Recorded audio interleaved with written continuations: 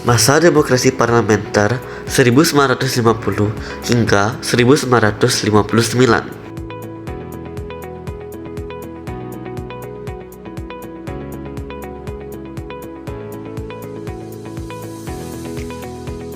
Masa demokrasi parlementer adalah masa pemerintah Indonesia menggunakan Undang-Undang Dasar Sementara 1945 sebagai undang-undang negara. Masa demokrasi parlementer di Indonesia disebut juga sebagai demokrasi liberal karena sistem politik dan ekonomi yang berlaku merupakan prinsip liberal.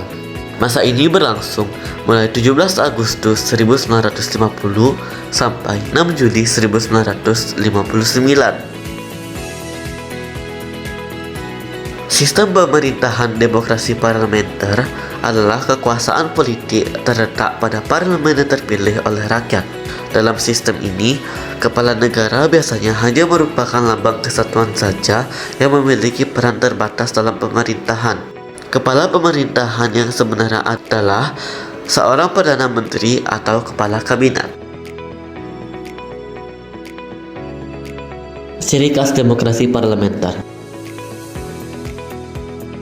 Yang pertama adalah parlemen yang kuat. Dalam demokrasi parlementer, parlemen memiliki peran sentral dalam proses pengambilan keputusan dan legislasi. Yang kedua adalah pembagian kekuasaan. Kekuasaan eksekutif demokrasi parlementer terbagi antara kepala pemerintahan dan kepala negara. Kepala pemerintahan yaitu Perdana Menteri yang bertanggung jawab atas pelaksanaan pemerintahan. Sementara kepala negara memiliki peran seremonial.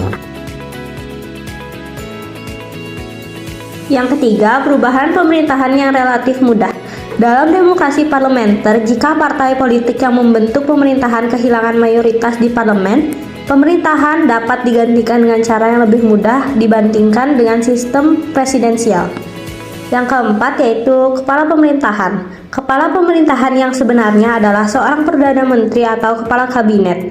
Perdana Menteri dipilih oleh parlemen atau partai politik yang memiliki mayoritas di parlemen. Yang kelima adalah pemilihan umum. Demokrasi parlementer bergantung pada pemilihan umum yang bebas dan adil.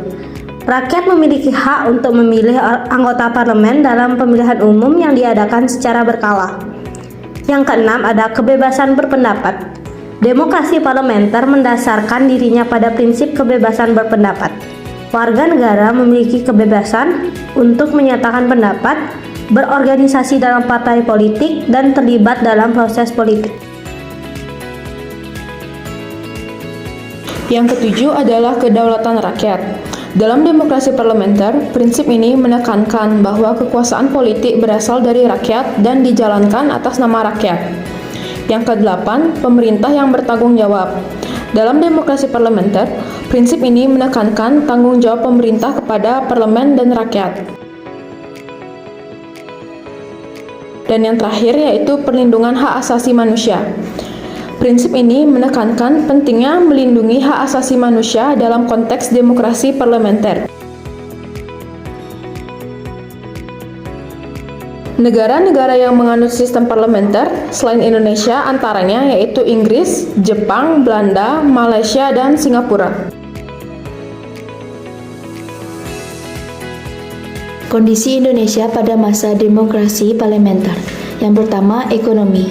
Di awal periode demokrasi, pemerintah menghadapi berbagai tantangan dalam membangun ekonomi. Kondisi ini masih sangat lemah dengan inflasi yang tinggi dan banyaknya pengangguran. Yang kedua, pendidikan. Perkembangan pesat terjadi di bidang pendidikan tinggi, ditandai dengan didirikannya beberapa universitas baru, diantaranya adalah Universitas Indonesia di Jakarta, Universitas Padjadjaran di Bandung, Universitas Airlangga di Surabaya, dan universitas lainnya. Yang ketiga, ada sosial. Kehidupan sosial masyarakat Indonesia dipengaruhi oleh gejolak politik. Gejolak politik menyebabkan munculnya gangguan keamanan dan gerakan pemberontakan di berbagai tempat.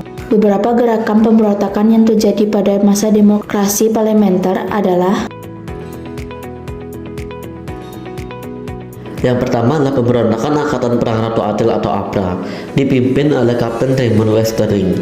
Gerakan ini didasari oleh adanya kepercayaan rakyat akan datangnya seorang Ratu Adil yang membawa mereka ke suasana aman dan tentram.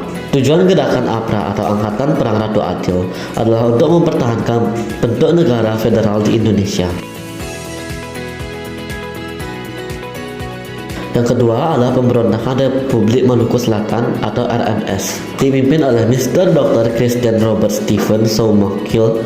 Yang mendasari gerakan ini adalah karena adanya masalah pemerataan jatah pembangunan daerah yang dirasa sangat kecil dan tidak sebanding dengan daerah di Jawa. Yang ketiga adalah pemberontakan PRRI dan Permesta. Pemberontakan yang terjadi di Sulawesi karena adanya hubungan yang kurang harmonis antara pemerintah pusat dan pemerintah daerah. Dikarenakan jatah keuangan yang diberikan oleh pemerintah pusat tidak sesuai anggaran yang diusulkan. Kelebihan sistem demokrasi parlementer yang pertama, membuat kebijakan dapat ditangani secara cepat karena mudah terjadi penyesuaian pendapat antara eksekutif dan legislatif. Hal ini karena kekuasaan eksekutif dan legislatif berada pada satu koalisi partai. Yang kedua, garis tanggung jawab dalam pembuatan dan pelaksanaan kebijakan publik jelas. Selanjutnya, terdapat juga kekurangan dalam sistem demokrasi parlementer. Yang pertama, kedudukan badan eksekutif atau kabinet sangat tergantung pada mayoritas dukungan parlemen, sehingga sewaktu-waktu kabinet dapat dijatuhkan oleh parlemen. Yang kedua, kelangsungan kedudukan badan eksekutif atau kabinet tidak bisa ditentukan berakhir sesuai dengan masa jabatannya, karena sewaktu-waktu kabinet dapat bubar. Yang ketiga, masa pemilihan umum dapat berubah-ubah dengan jangka waktu tertentu.